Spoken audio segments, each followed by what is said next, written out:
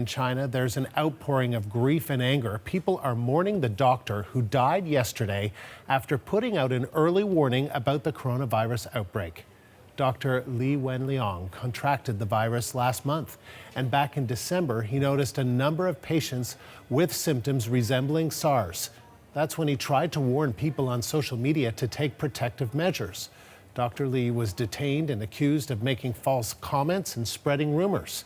Chinese social media users have posted demands the government apologize to Dr. Li using the hashtag #WeWantFreedomOfSpeech.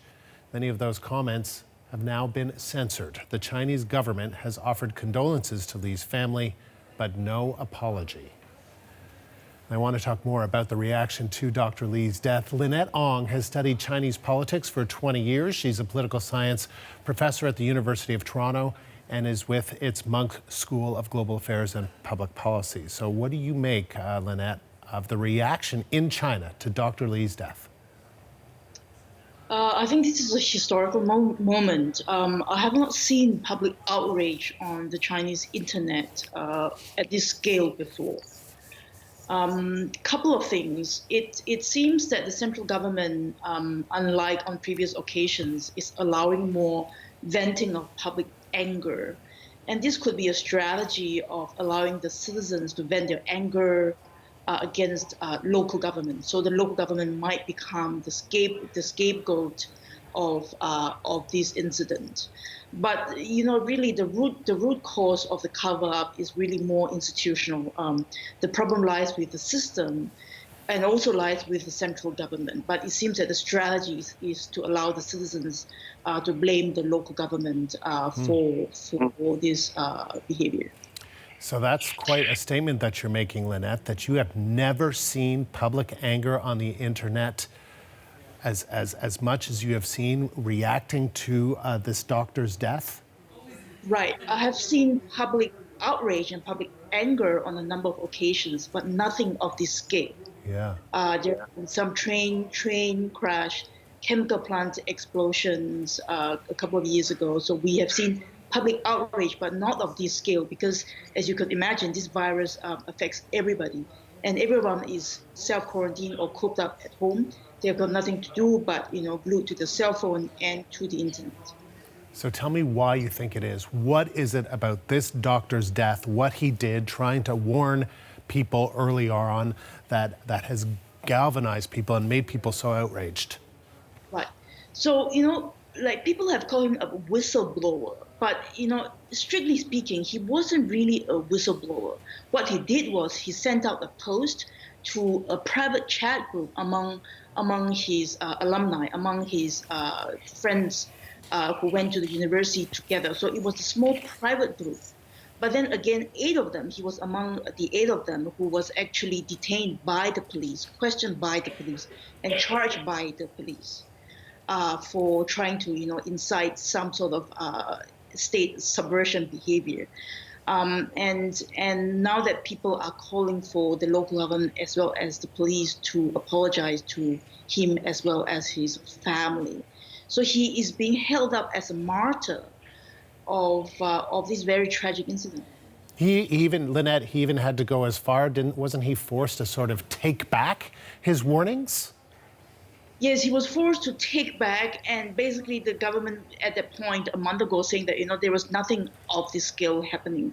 You were basically lying to the people, which is very unfortunate.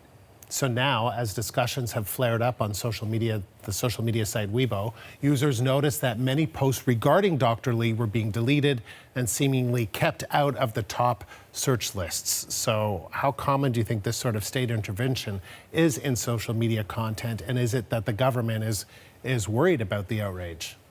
Right. So the media censorship is very common. It happens every day and every minute in China. But despite of the censorship, I think the government has also allowed for the first time a great deal of anger to be vented online. And to my mind, that's actually very unprecedented. A lot of that has gone uncensored. I think what they have censored are probably the most sensitive part, which is only a small fraction of the post so far. So again, what is happening in China is unprecedented, but what has been taken by the government response by allowing a lot of posts to go online is also rather unprecedented. Because quite frankly, I think Beijing realized that this is not something that they could cover up anymore. China has been praised by the WHO for their handling of the virus, but overall, how well do you think the state has responded? I think the praise is misdirected. And I think, China should rightly be credited to be able to build a hospital within 2 weeks. And I think very few governments in this world could actually do that. But I think a lot of information was not relayed properly and in time to the public. A lot of that was delayed by a month, from late December to late January. And I think the government could have done a lot more on that note. And I think a lot of lives could have been saved. And then just overall, do you think there is a sea change in the confidence of citizens to speak out against the government in both mainland China and its territories as a result of Dr. Li's death? I think, things like this have happened before. About 10 years ago, you have Sichuan earthquake, massive earthquake, which has killed a lot of people. At that time, government opened up the civil society to allow various organizations to come in to pour in aid to help the victims. But that window was open only for a couple of months, as long as the government found it helpful to allow civil society organizations to come in. And I suspect that this might also be the case in this incident, which is even when the government found it helpful to allow the public to vent its anger, it would allow the people to do so. But once this anger period is over, I think the opportunities, my guess is, if history is any guide, the windows will be closed again. Lynette. So I think it's too early to say that it's a sea change. Lynette, always great to get your analysis and insight. Thank you very much. Thank you.